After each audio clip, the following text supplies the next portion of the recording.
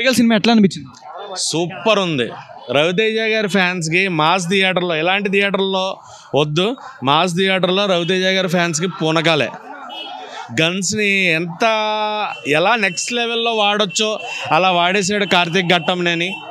డైరెక్టర్గా ప్రూవ్ చేసుకున్నాడు ఫస్ట్ సినిమాతో. అండ్ ఇచ్చిన అవకాశాన్ని, వచ్చిన ఛాన్స్ని కరెక్ట్గా యూటిలైజ్ చేసుకున్నాడు.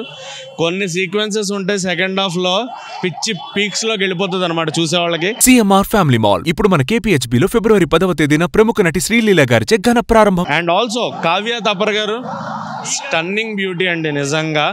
సెకండ్ హాఫ్లో మీ ఎక్స్ప్రెషన్స్, మీ వే ఆఫ్ యాక్టింగ్ నిజంగా అలాగా కూర్చోబెట్టేస్తుంది. ఆ లవ్ ట్రాక్, సెకండ్ హాఫ్లో వచ్చిన ఆ లవ్ ట్రాక్ ఏదైతే ఉందో చాలా చాలా చాలా కూల్గా ఉంది, చాలా బాగుంది. ఫస్ట్ హాఫ్ మనకు అక్కడక్కడ బోర్ కొడుతుంది, బట్ సెకండ్ హాఫ్ చూసిన తర్వాత ఫస్ట్ హాఫ్ ఇంపార్టెన్స్ తెలుస్తుంది. ప్రతి సీన్ ఎలివేషన్ అంటారు కదా, అలాగే ఉంది. ప్రతి సీన్ ఎలివేషనే, ప్రతి సీన్ ఇంట్రడక్షనే. రవితేజ గారికి ప్రతి సీన్ ఇంట్రడక్షన్ లాగానే ఉంది. చివరి కూడా, లాస్ట్లో కూడా మళ్ళీ ఆయన ఇంట్రడక్షనే. ఎవరు చెప్పింది? యావరేజ్ చెప్పినోడికి సినిమా చూడడానికి రాదంట, అంతే. సినిమా చూడడం వచ్చిన వాడికి సినిమా యావరేజ్. ఇప్పుడు ఫస్ట్ హాఫ్ నేను అదే అనుకున్నా. ఫస్ట్ హాఫ్లో 2 సీన్స్లో పడుకున్నా కూడా, అంటే అలా 10 నిమిషాలు నిద్రలోకి వెళ్ళే అంత కొంచెం బోర్ కొట్టే సీన్స్ ఉన్నాయి. బట్ ఎప్పుడైతే సెకండ్ హాఫ్ స్టార్ట్ అయిందో చివరి దాకా కూడా సినిమా, ఆ సెకండ్ హాఫ్ వల్ల ఫస్ట్ హాఫ్ ఒక వాల్యూ తెలుస్తుంది అనమాట. ఎందుకు ఫస్ట్ హాఫ్లో అంత ల్యాగ్ చేశారు అనేది సెకండ్ హాఫ్ చూసిన తర్వాత అర్థమవుతుంది. వర్త్ వాచబుల్ మూవీ కంప్లీట్గా. సో ఖచ్చితంగా థియేటర్లో, మాస్ థియేటర్లో చూస్తే ఫ్యాన్స్ ఎంజాయ్ చేస్తారు, పూనకాలే. రవితేజ గారి ఫ్యాన్స్ అయితే డండనకర.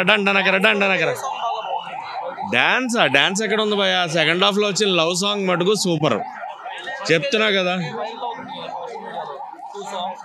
అదే సెకండ్ హాఫ్లో వచ్చే లవ్ సాంగ్ ఏదైతే ఉందో అది next level. And background music చాలా చాలా చాలా బాగుంది.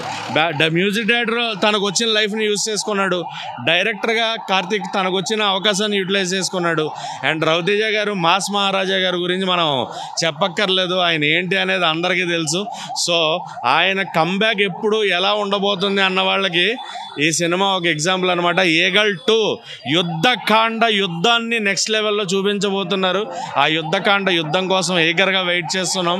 దీన్ని మించి ఉండబోతుంది ఏగల్ 2 అనేది క్లియర్గా తెలుస్తుంది. నవదీప్ గారిది నెక్స్ట్ లెవెల్ భయ్యా.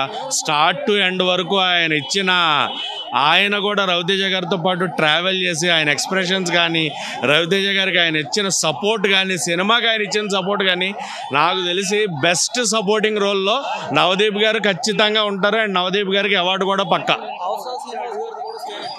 అవసరాల శ్రీనివాస్ గారిది కూడా సేమ్ క్యారెక్టరే, బట్ నవదీప్ గారి క్యారెక్టర్తో మటుకు చాలా బాగుంది.